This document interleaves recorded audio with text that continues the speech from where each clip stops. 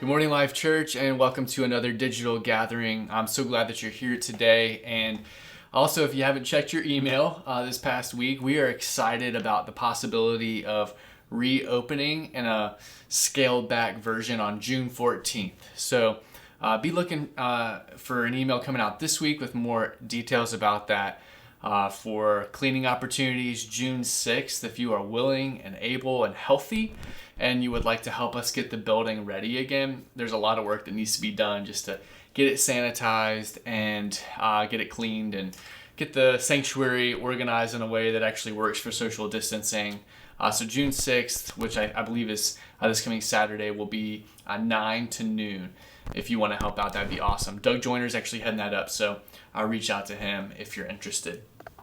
Today we are going to be wrestling with what I would say is probably the most difficult question when it comes to Christianity, and it's the problem of evil and suffering, or the problem of pain is sometimes called. It's the question of why would a good God and a strong God and a powerful God allow pain and suffering and evil to persist in the world. I really think that this is the most important question, probably the most difficult question out of all of them. Why does he allow it to persist? If he really is a father who loves us, why would he allow us to go through so much garbage? I mean, why wouldn't he just wipe evil and suffering off of the face of the planet? Isn't that what a good dad would do? Protect his kids from harm? That's what I would do for my kids, at least. I'm reading a book right now by Luc Ferry, who's a French philosopher. He's a secular humanist, and the book's called The History of Thought. And he actually admits in his book that one of the main reasons that he cannot buy into Christianity is because he cannot reconcile the idea of a good and loving father with all of the evil that's in the world. Look at how he put it. He said, "Hard to believe is the image of a God who acts as a father to his children. How can one reconcile this with the appalling massacres and misfortune which overwhelm humanity? What father would abandon his children to the horror of Auschwitz and Rwanda or Cambodia? What about the innocent? What about the countless children martyred in the course of these crimes against humanity?" And the brothers Karamazov, which is a novel by Dostoevsky, there's a chapter called Rebellion, and in Rebellion, one of the brothers, Ivan, echoes this sentiment. It's actually considered to be the greatest argument against God in all of literature, and in it, he lays out horror after horror, evil after evil that is done to the innocent. It's not evil that's carried out on people who deserve it. It's not even evil that's carried out on adults who might have had some time to do some bad stuff in their life, but it's evil that's carried out against children. I'll be honest with you, when I read that chapter for the first time, probably a decade ago now, it was so heavy and so crushing to my soul that I had to put the book down, and I didn't pick it back up again for a couple of years. And to be totally honest with you, as I prepared this talk this past week, I felt that same weight again. I felt that same soul-crushing heaviness because of all of the evil and of all of the suffering that's going on around us right now. I mean, this past week, I watched a video like many of you probably watched a video of a black man being killed by a white cop. And even as he cried out for help and as he fought for his own breath, the officer drove his knee deeper into his neck. And I watched with horror and with sadness and with rage and with anger and with this frustration of why, God? Why are you allowing racism to continue? Why does this keep happening week after week, month after month, year after year? On top of that, I had conversations with members of our church who have suffered and who have experienced evil and who have been afflicted in ways that I can't even imagine. And I've been weighed down by that as well. I also have loved ones, friends and families, people that I care deeply about, who have experienced all kinds of abuse and all kinds of assault, and they're still reeling from it to this day. They're still trying to get over it, and they're still dealing with all of the trauma that has come from it. And I say all of that because I feel this weight, and I know that you feel this weight too. If you haven't suffered yet, you will. But the problem of evil is not mainly a theoretical, philosophical, intellectual question. It is deeply personal and experiential, and it rises up from the deepest parts of our souls. It's emotional, and we wrestle with it with every ounce of our being. As one songwriter lamented, the blood, the tears, the sweat, why does it feel so wrong? Disaster, pain, and death, oh God, where have you gone? The world was in your hands, but you let it fall headlong.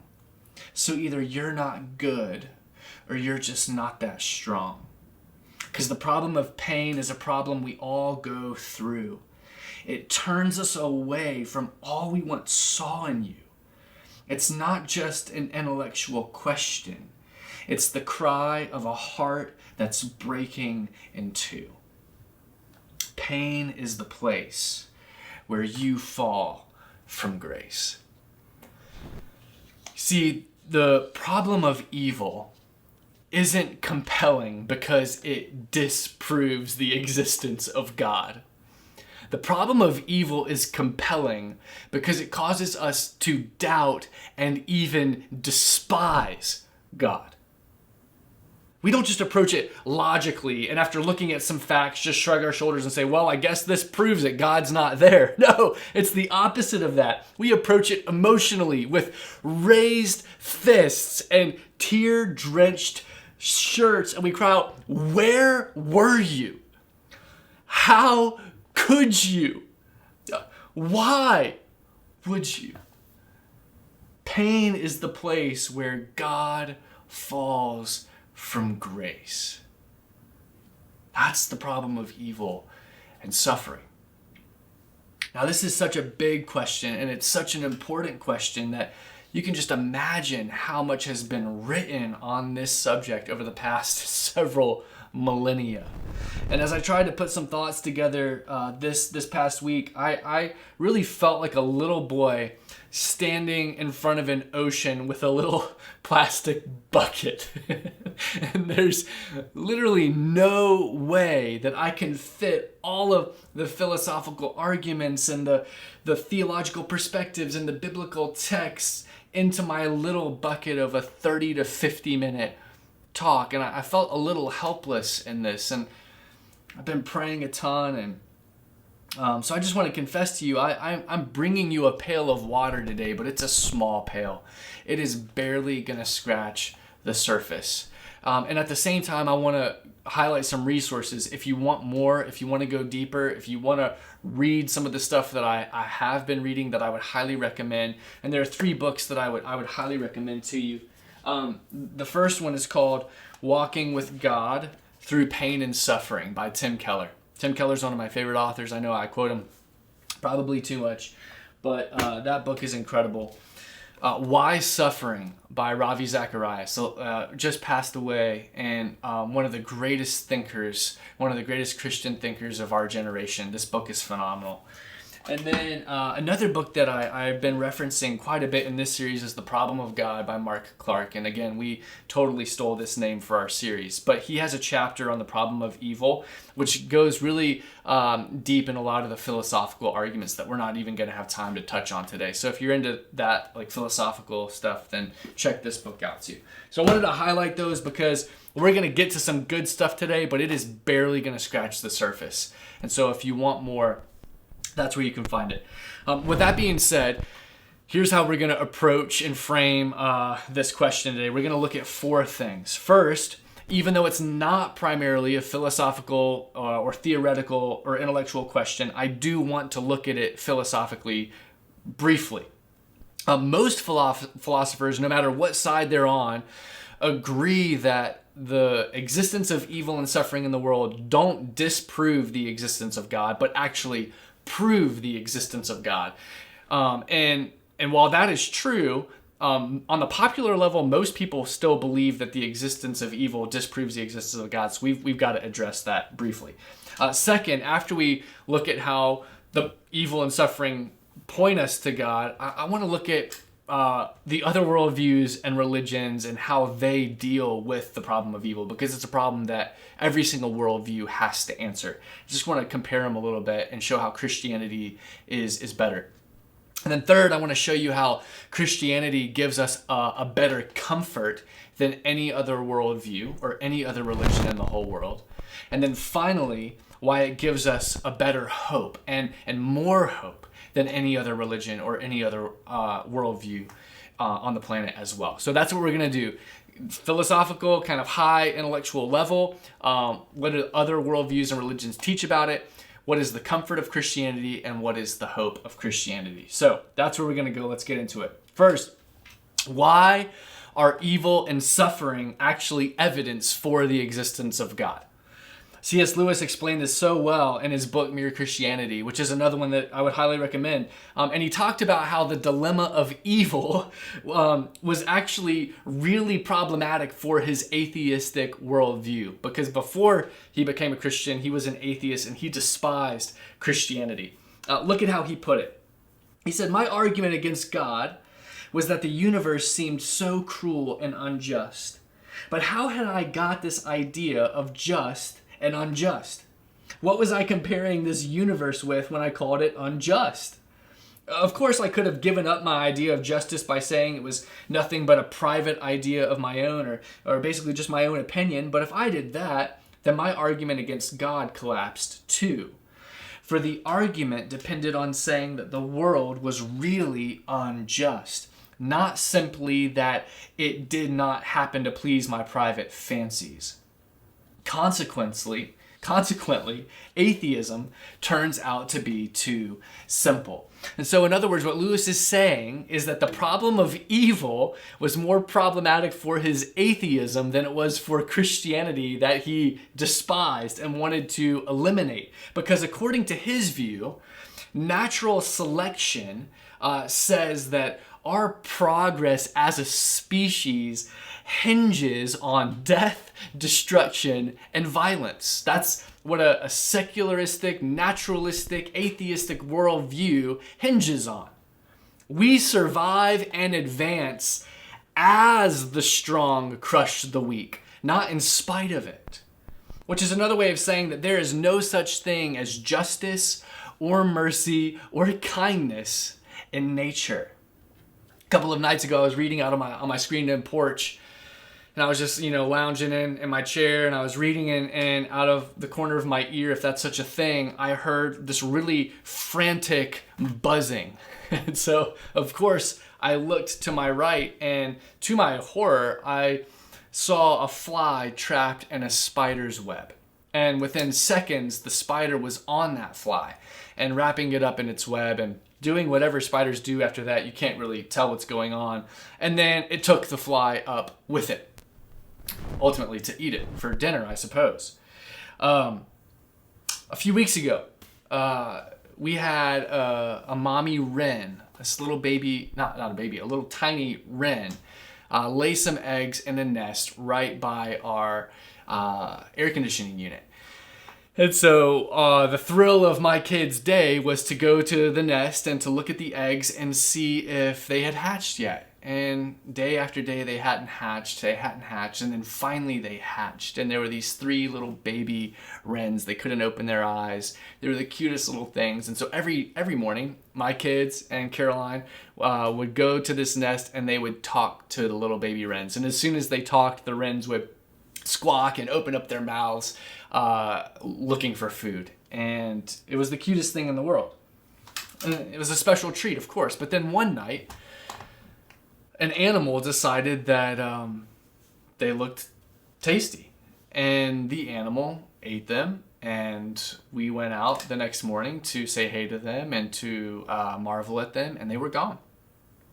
It was done. It's pretty devastating for my kids and my family. But again, that's just nature. Also, in my neighborhood, we have a family of hawks. We have lots of woods, lots of trees, lots of land, and we have lots of hawks. And occasionally, we get the privilege of watching a hawk tear a squirrel to shreds. And this happens more often than we would like.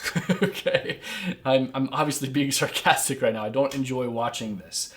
But just being in my backyard, I'm not even talking about the African safari right now. I see what happens in nature over and over and over again. But you know what I find really fascinating about all of those situations? There were no cries for justice. There were no hashtags for that little fly that was eaten by the spider. There were no riots for the baby birds. There were no demands that the hawks be held accountable by the squirrel guild or whatever. That's not what nature is like. Nature is just nature. If you look at the natural world, you will find all kinds of species who don't just kill their own kind, but who actually kill their own kids and eat their own kids. Cannibalism is like a thing in the natural world. And it's not just for survival. It's not just to make ends meet in the animal world. It's for territory. It's for status. It's for power. It's for the right to mate. Could you imagine a human killing someone for the right to have sex? That's what David did, right? Like, he killed Uriah so that he could steal Uriah's wife and bed her.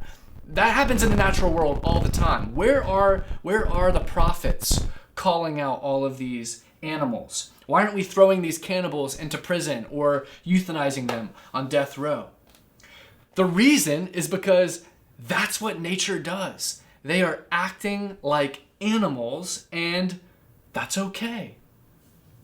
Why then does someone, or would someone who is dedicated to a naturalistic worldview, or a worldview that has no God in it, and it is survival of the fittest and the strong must eat the weak, why would we get so upset when humans act like animals? I mean, you've heard the songs, right? We're just like animals, right? We're just a little bit more evolved, but we're still essentially the same as our ancestors, the monkeys, or whatever. So then why do we get so upset? Why are we so messed up when we hear a news story about a mom killing her kids? We think that is the most horrific thing in the entire world.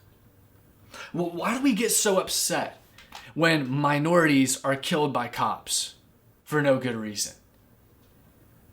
Why do we care if women have rights or not? Where did we get the idea that humans are more important than flies, and that our lives have value, and that we should be protected and loved rather than tortured and murdered? Alvin Plantinga, who's recognized as one of the greatest living philosophers in the world, answered those questions like this. He said, could there really be any such thing as horrifying wickedness if there were no God and we just evolved? I don't see how. There can be such a thing only if there is a way that rational creatures are supposed to live, obliged to live. A secular way of looking at the world has no place for genuine moral obligation of any sort, and thus no way to say there is such a thing as genuine and appalling wickedness. Accordingly, if you think there really is such a thing as horrifying wickedness, and not just an illusion of some sort, then you have a powerful argument for the reality of God. In other words, the reason we get upset when we see evil in the world, and the reason we care so much when we encounter suffering and pain, is because there actually is a supernatural standard of goodness, and it's written on every single one of our hearts. It's not just an illusion. It's not just an opinion that we keep private. We don't take it to the public sphere. It's above us. It transcends us. And yet it is in every single one of us. There is a way that things are supposed to be. Not because the world is like that, but because the God who designed the world is like that. You see, we long for justice, not because there's justice in the natural world, but because God is a just God. We long for kindness and equality and goodness in the world because God is kind, egalitarian, and good, and we were made in his image. So rather than disproving the existence of God, evil and suffering actually point us to him. That's just one philosophical argument. That's just one theoretical argument. Again, there are books packed with stuff like this. But that is compelling to me. If you want to go further, again, check out the books that I talked about. Second, if that's true, and suffering points us to a force or a being or a God that's above us, that transcends us, that sets the standard for goodness and beauty and justice and kindness, what makes us so sure that the God of the Bible is actually the one who is above all things, the true one, the real one? Why can't it be the God of Islam? Why can't it be the Hinduism? Why can't it be the New Age force or spirit?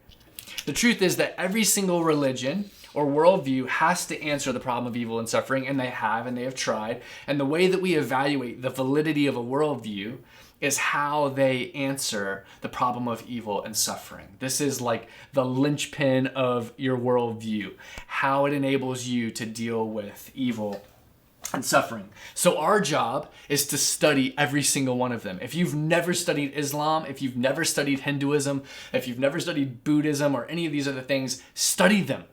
Make sure that they are not right. Because as we study them, the one that is true will be able to hold up to the weight of scrutiny. So let's look at a couple of them really quickly. Starting with New Age philosophy, which basically says all suffering, all evil, all pain is nothing more than an illusion. It's nothing more than an illusion. New Age thinking is rooted in something called pantheism. Pantheism basically teaches that all is one and all is God. God is in everything. And so in this view, our job as humans is to meditate and to pray and to practice positive thinking, because pain is an illusion. And the more that we meditate, the more that we'll enter into the state of enlightenment and we'll escape the illusion of pain into reality. In this view, evil and suffering don't actually exist. The crazy thing about this kind of thinking is that somehow it has found its way into our churches. And I think the reason it's found its way into our churches is because people don't study, they don't read anymore. They just accept whatever like the popular thinking is right now. And New Age philosophy is super popular right now. The power of positive thinking, speaking to the universe and having the universe do something for you is all the rage right now. Mark Clark writes about a woman in his church whose husband was dying of cancer. He was in the hospital, and his wife wanted to visit him with her best friend, but her best friend, who was a Christian, refused to go with her because in her mind, if she went with her, that would validate the false sickness. That if she even spoke the word cancer, that would never enable him to get out of the illusion that was his cancer. This is in the church. This is somehow Christians who have bought into this view of suffering, that it's not actually real. I read an article not too long ago about a church in California that was trying to raise someone from the dead, as if death wasn't real and final. Where are they getting that stuff from? When you look at Jesus, you see the complete opposite. Jesus doesn't act like suffering is an illusion. He doesn't act like evil isn't real. In fact, when his friend Lazarus dies, Jesus weeps. Jesus is moved. He is broken and saddened because death is not an illusion. Death is real. Hinduism is totally different. Hinduism teaches that evil and suffering are the results of karma. And you guys are well familiar with karma. Karma operates like the law of physics. You know, good things happen to good people, bad things happen to bad people. What goes around comes around. And man, how many times have you found yourself saying that? That's Hinduism, okay? The problem with this is that Hindus view all suffering as the just consequence for past wrongs. And they feel no need to fight for justice as a result. So the kids starving in the slums, the women in the lower caste who can't feed themselves, let alone their babies, they should not be rescued. They shouldn't be helped. Systems shouldn't be put into place to get them out of poverty, because in their mind, if they're pulled out of it, they'll have to relive that suffering in the life to come. It's crazy.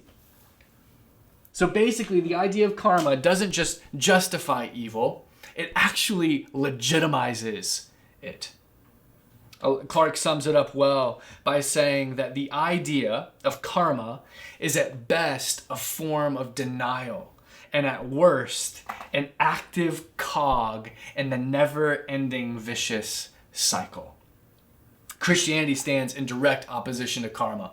So if you ever find yourself saying what goes around comes around, just stop it. If you ever find yourself saying good things happen to good people, just stop it, because Christianity says the opposite. Bad things happen to good people all the time.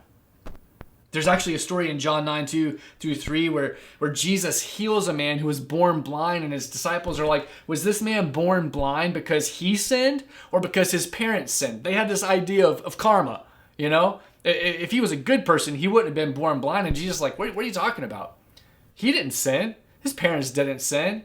He was born blind so that my power would be made evident through him, that it would be revealed through him. In other words, had nothing to do with karma and everything to do with the sovereignty and the providence of God. Let's fly through some of these really quickly. In Islam, suffering is the result of unbelief in human wickedness. In animism, suffering and evil are the results of ticking off the gods. In atheism, suffering and evil exist simply because that's the way the world works. As Richard Dawkins once put it, we live, we die, and then it's dirt and worms. Like, get over it, okay? Really encouraging. I want to sign up for that. My only point in bringing all of those things to your attention is to show you that every worldview and every religion has to answer this question. And you can just weigh all of their answers with the reality that we experience. Do they actually correspond to reality, or do they not? Which one holds up under the weight of scrutiny? So, that being said, let's move to Christianity. And why is Christianity's view of pain and suffering so much better? And what I would say is that the reason that Christianity's attempt to or answer to evil and suffering is better than anybody else's answer is because of two words. And those two words are comfort and hope.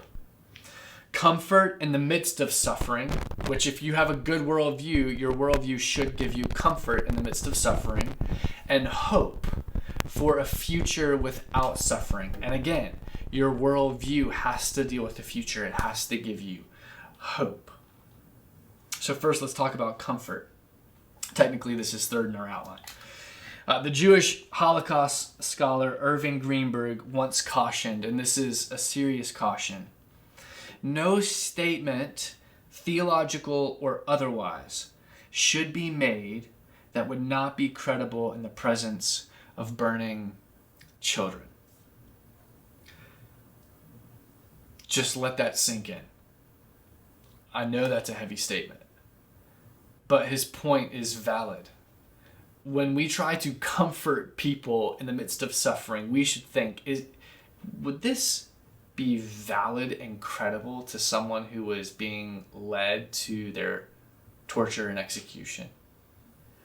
In other words, any attempt that we try to make to comfort the suffering shouldn't be taken lightly. We shouldn't settle for platitudes. We shouldn't settle for cliches. We shouldn't settle for out of context Bible verses about plans and futures. Okay? We need something deeper, and we need something richer to get us through the valleys of darkness and death than sayings like, what doesn't kill you makes you stronger. And so for centuries, scholars and philosophers have been working as hard as they possibly can to find some sort of comfort to stand on in the midst of evil and suffering. And there are a lot of possibilities when you look at the Bible. And so Christian scholars have given all kinds of different ideas.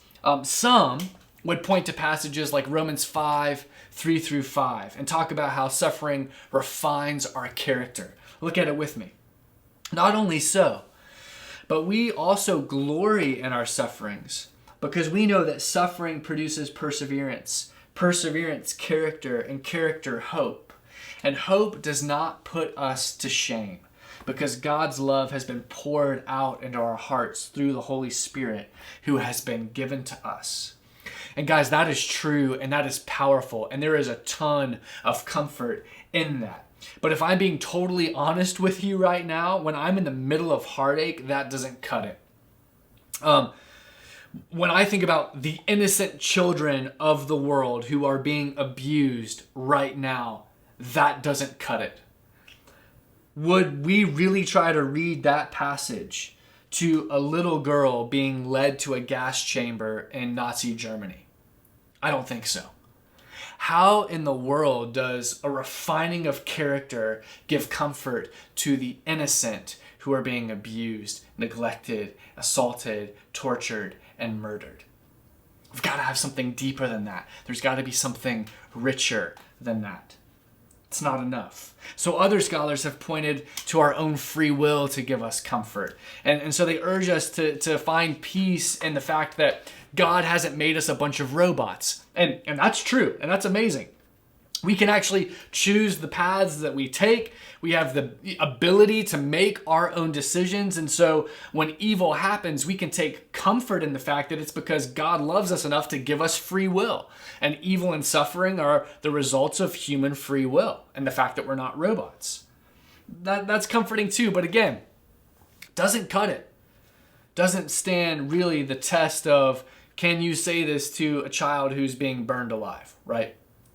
Other scholars would want us to be comforted by the idea that evil and suffering are the result of a cosmic battle being waged right now between God and the devil. And every time we experience evil or suffering, it's because we're caught in the crossfire. We are in the middle of this incredible war that's going on right now. And so when bad things happen to us, we can take comfort in the fact that we are in the battle and we're on the right side and we're going to win. And again, there is comfort in that.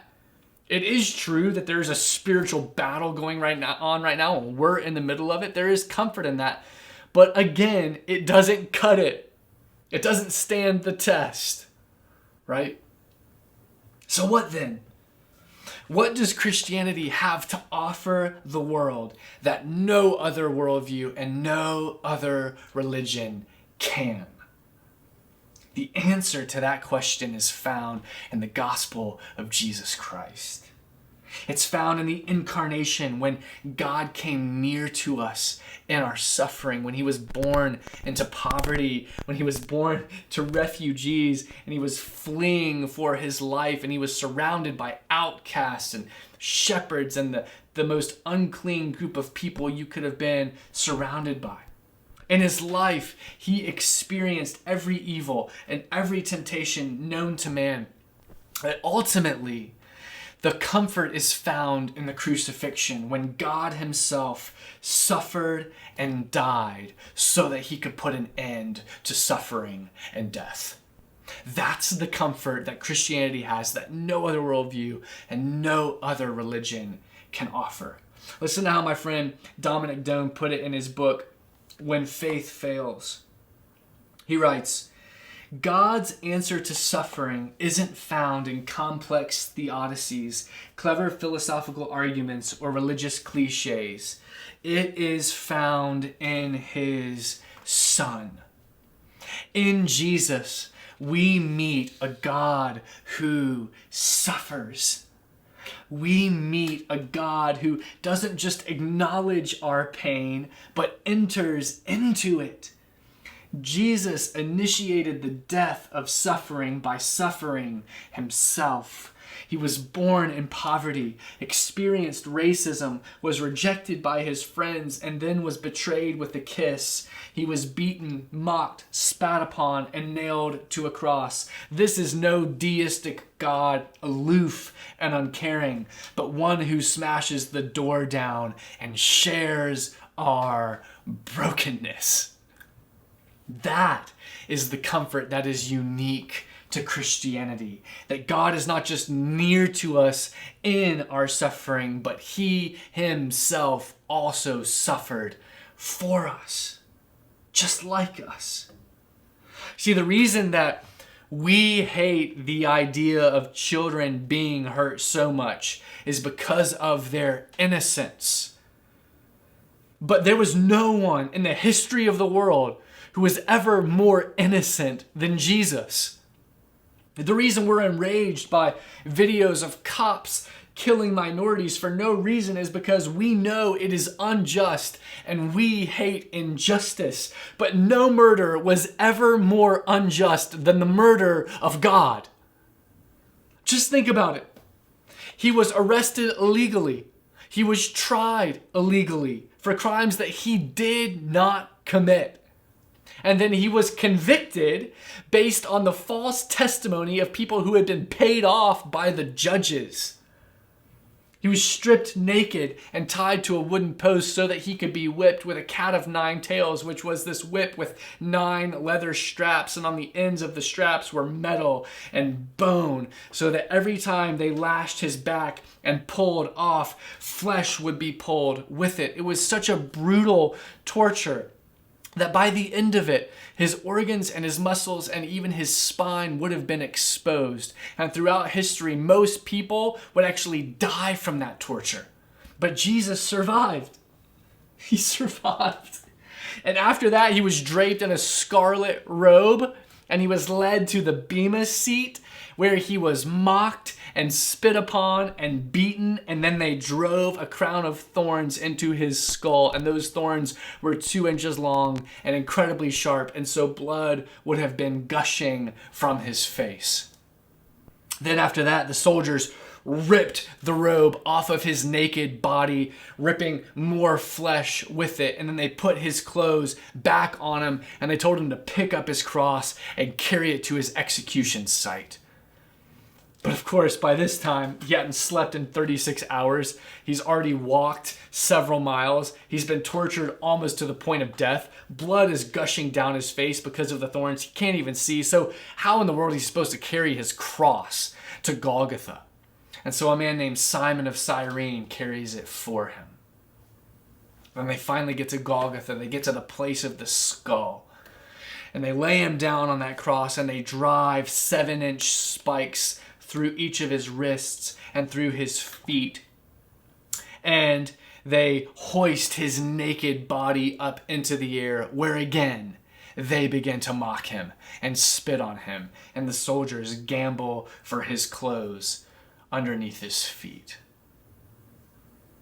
After all of that, after 6 long, brutal hours of torture, he finally took his last breath. There has never been a more unjust act in the history of the world than that. And yet, as bad as all of that was, everything that he experienced physically was nothing compared to what he would face from his Father.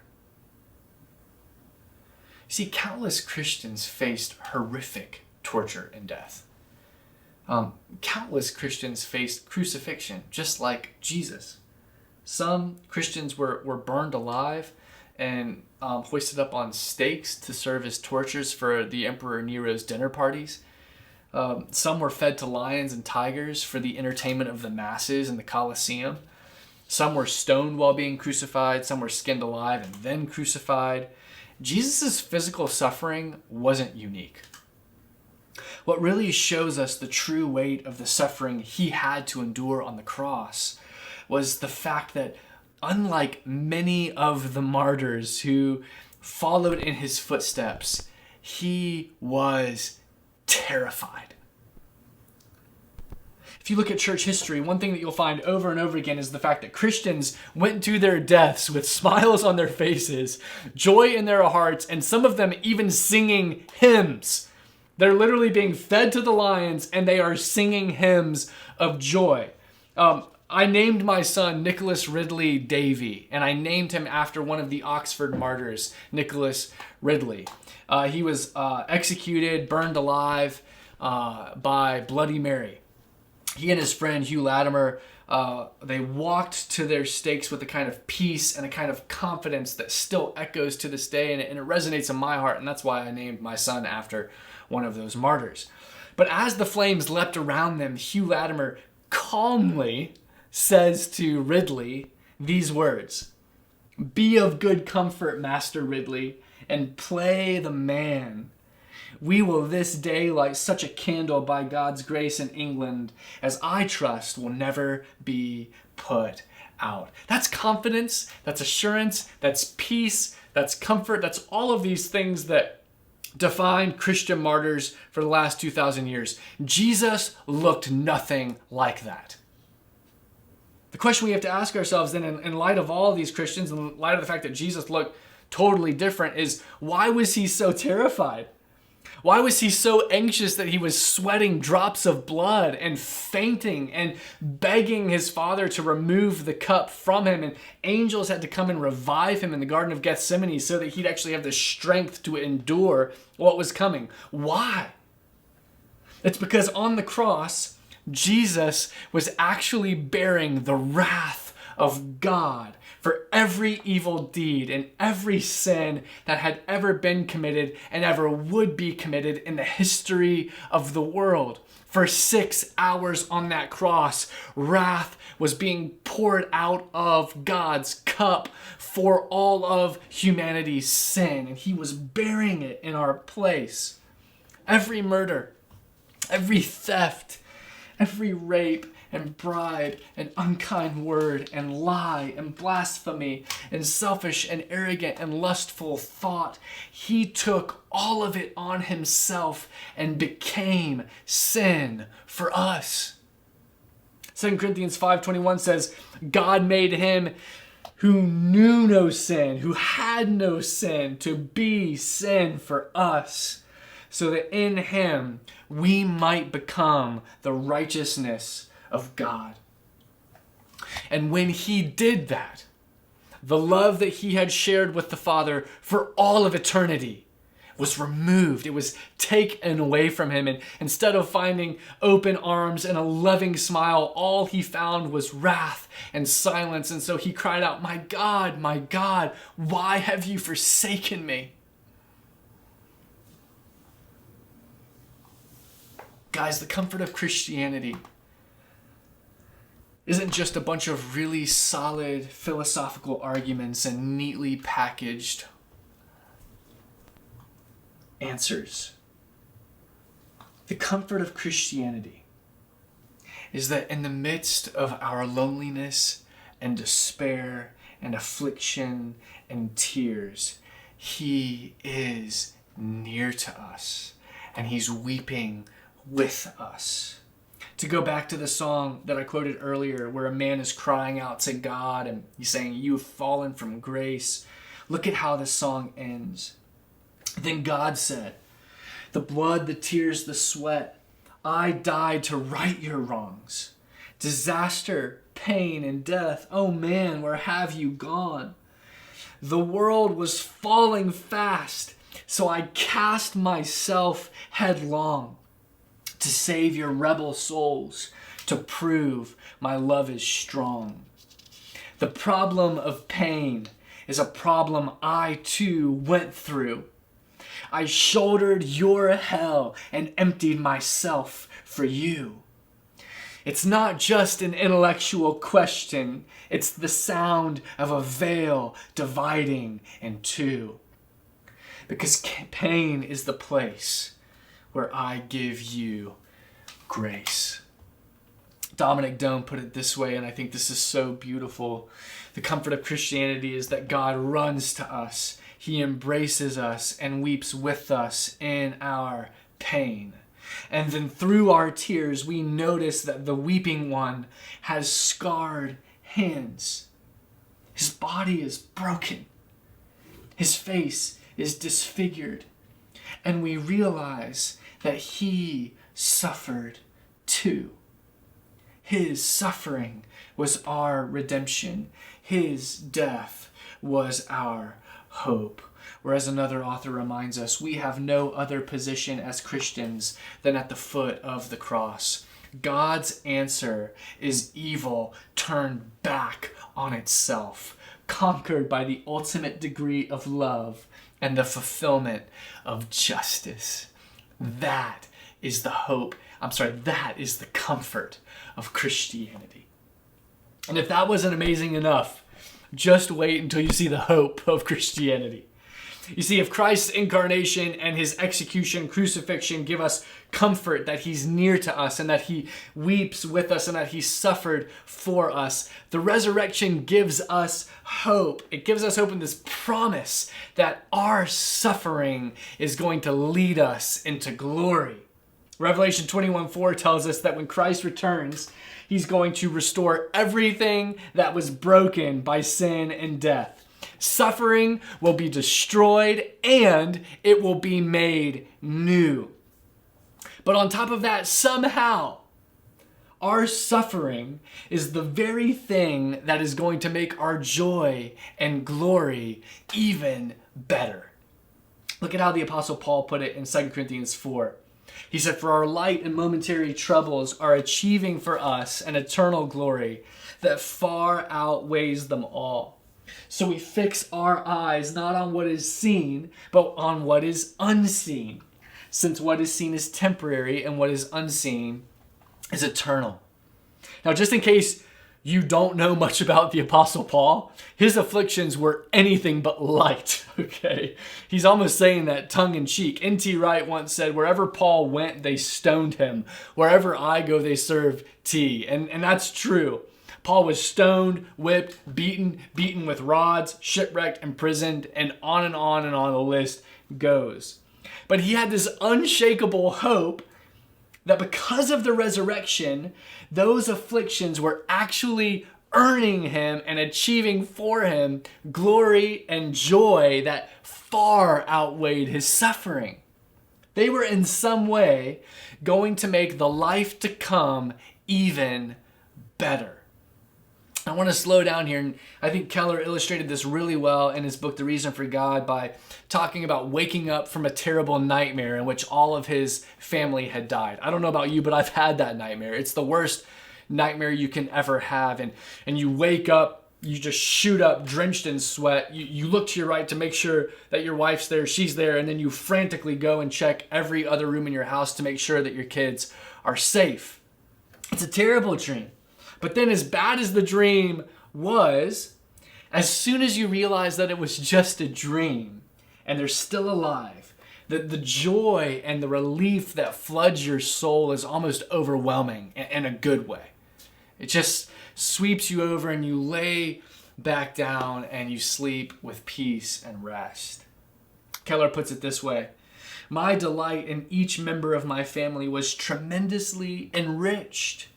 I looked at each one and realized how grateful I was for them, how deeply I loved them.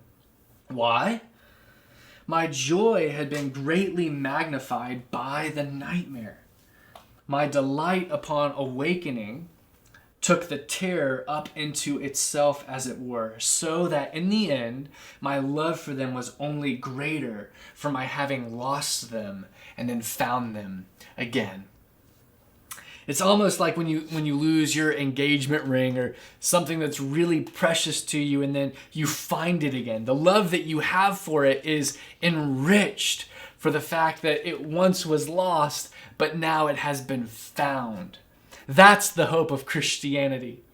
That every evil deed, every trial, every affliction that we've ever endured will not only be redeemed, but it will be restored, and it will produce for us a greater joy and a greater glory than we ever imagined. C.S. Lewis summed it up well when he wrote, "They say of some temporal suffering, no future bliss can make up for it, but it's because they don't know that heaven, once attained, will work backwards and turn even that agony into a glory." This is a better hope than any other worldview or any other religion on the planet. Because unlike fatalism, suffering is overwhelming. Unlike Buddhism, suffering is real. Unlike karma, suffering isn't fair. Unlike Islam, suffering isn't just about our bad deeds. Unlike animism, it's not about ticking off gods. But unlike secularism, it actually has meaning. It's not just you live, suffer, and die, and then dirt and worms. It is you live, suffer, and die, but then God, in a way that only He can, works backward over the suffering to produce joy and glory for us that will last for all eternity. It's real. Suffering is real. It stinks. It's not fair. Bad things happen to good people all the time. But because of the resurrection, it is going to be redeemed and restored. One of my favorite movies of all time is The Two Towers. I love the Lord of the Rings movies. I love all of them, but The Two Towers is my favorite. If you've never seen them, what are you doing with your life? Okay? As soon as this is done, find them, buy them, and watch them. You will not regret it. Unless you don't like that kind of stuff, and then you will regret it. But in The Two Towers, there's a scene where Frodo is discouraged, and he's weak, and he is ready to give up. He's seen so much suffering. He's seen so much heartache, and he can't endure it anymore. But Sam, his friend, his companion, won't have it. He knows that they have to keep going, or all of Middle-earth will be destroyed. And so he urges Frodo not to give up. And look at what he says. He says, "It's like the great stories, Mr. Frodo. The ones that really mattered. Full of darkness and danger they were. And sometimes you didn't want to know the end, because how could the end be happy? How could the world go back to the way it was when so much bad had happened? But in the end, it's only a passing thing, this shadow. Even darkness must pass. A new day will come. And when the sun shines, it'll shine out all the clearer." That's the hope of Christianity, guys. That though the evil is real and the darkness is painful and the sorrow is more that we feel like we can endure, it's nothing more than a shadow, and it soon will pass. A new day will come. And when that day comes and the light shines again, we'll look back at the darkness and realize that somehow it made the sun shine all the brighter. As Paul put it in Romans 8:18, "For I consider that the sufferings of this present time are not worth comparing with the glory that is to be revealed to us." This is unlike anything the world has ever seen. It's unlike any philosophy, any worldview, any religion, that God Himself suffered and died and then rose again to answer the problem of evil. Jesus is the answer. The gospel is the solution. And so in this season of unrest and injustice and heartache, let us find comfort and hope in Him. Let me close this out in prayer, and then we'll sing some songs. Let's pray. Father, we thank you so much for sending your Son because you loved us, that He came near to us, that He suffered just like us, and eventually bore your wrath for us. Thank you that he didn't stay dead, but that he rose again 3 days later, securing an inheritance for us of glory that we can't even fathom.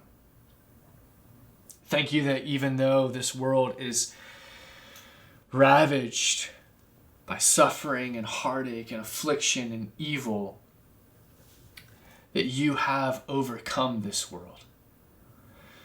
And where there was sin, your grace abounded all the more. And we don't even know how you're going to do it, but we trust that one day you are going to turn the clock back and you are going to redeem all of this. We thank you and we praise you for it. Please help us to trust it. Help us to trust you. In Christ's name we pray. Amen. Guys, thanks so much for joining. If, again, you have any questions at all, please reach out to me. We're going to close by singing a couple songs with Dan and Kelly and the rest of the band. So, again, thank you for joining us, and we'll see you again next week.